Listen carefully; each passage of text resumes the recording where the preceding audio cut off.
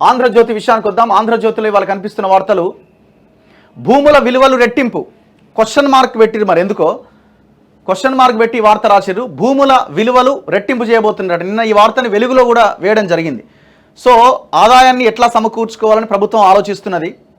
ఈ ఆదాయాన్ని సమకూర్చుకునే దాంట్లో భాగంగా మార్కెట్ వాల్యూని పెంచబోతున్నారట. ఇప్పుడు ఒక గజం ఆడ 10,000 రూపాయలు ఉంది అని అనుకుందాం.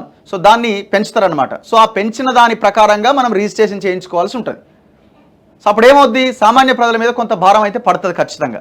అందుకే మీరు సామాన్య ప్రజలు కొనుగోలు చేసే ఇండ్ల స్థలాల మీద ఆయన ఏది 100, 150 ఏదో స్థలం కొనుక్కుంటాడు, హైదరాబాద్లో ఒక ఫ్లాట్ కొనుక్కుంటాడు. మరి వాళ్ళ మీద కూడా ఇంత పెద్ద భారం పడితే ఆ ప్రజలు తట్టుకోలేరు కదా.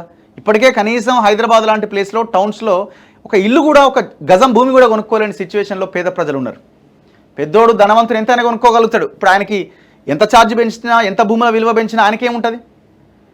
ఇంకో 1,00,000, 2 లక్షలు ఎక్కువ అయింది, అది పెద్ద ఇదే ఆయనకు.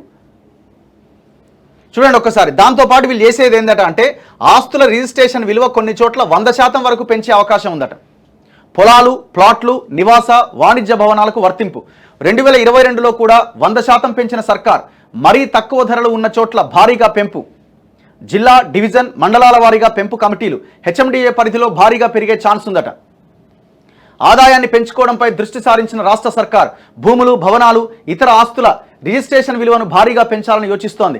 బహిరంగ మార్కెట్ విలువ, రిజిస్ట్రేషన్ విలువకు మధ్య వ్యత్యాసాలు పరిశీలించి ఎంత పెంచాలి అనే దానిపైన నిర్ణయం తీసుకోబోతున్నది.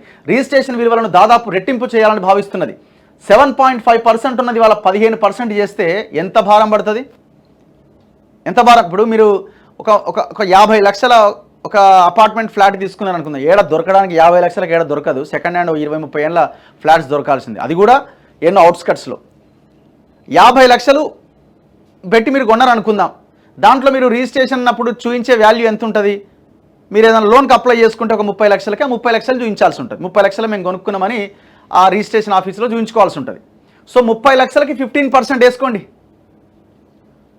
లేదు మీ దగ్గర క్యాష్ ఉన్నది, మొత్తం క్యాషే ఇచ్చినప్పటికి కూడా ఎంతో కొంత ఆ మార్కెట్ వాల్యూ ప్రకారం అయితే రిజిస్ట్రేషన్ చేయించాల్సిందే కదా, 20-25 లక్షలు.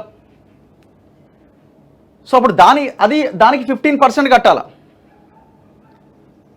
అంటే లక్షకి 15,000 రూపాయల, 15,000 అయిద్దా 15% అంటే? లక్షకి 15,000 రూపాయలు అంటే రెట్టింపు చేస్తే, ఇప్పుడేమో లక్షకి 7,500 రూపాయలే మనం కడుతున్నాం ఇప్పుడు.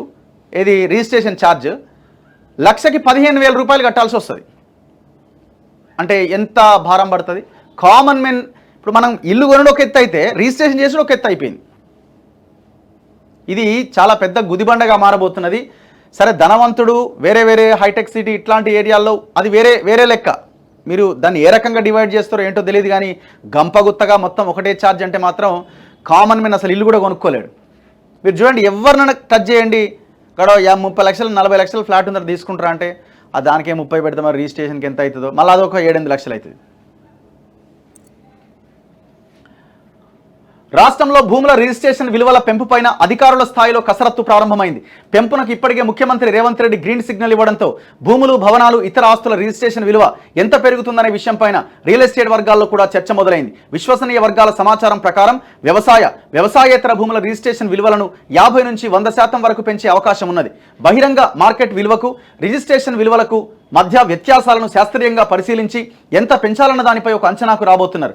మార్కెట్ విలువకు, రిజిస్ట్రేషన్ విలువకు భారీ వ్యత్యాసం ఉన్న చోట 100% మించి కూడా పెంచాలనే అభిప్రాయంతో ఉన్నట్లు అధికారులు చెబుతున్నారు. రాష్ట్రంలో 2021-22 సంవత్సరాల్లో వరుసగా 2 సార్లు రిజిస్ట్రేషన్ ఛార్జీలు పెంచారు. ఎప్పుడు పెంచింది అది? 2 ఇయర్స్ కూడా కాలే, అటు ఇటు 2 సంవత్సరాలు అవుతుంది. 2 సంవత్సరాల్లో 2 సార్లు పెంచారు, ఒకే సంవత్సరంలో.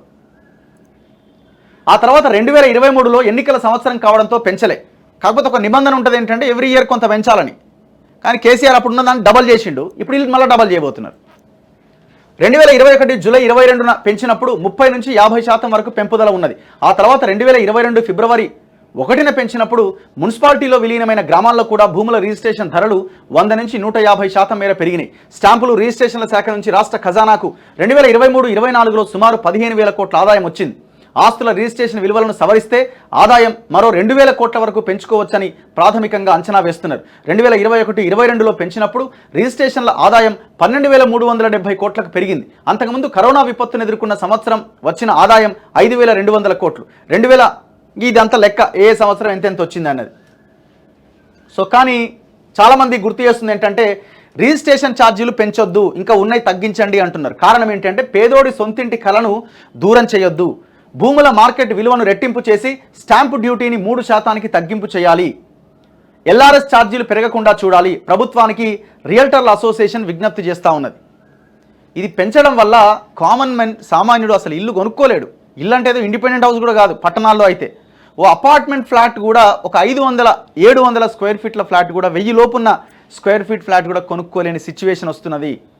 దయచేసి ప్రభుత్వం ఆలోచించాల్సిన అవసరం ఉన్నది.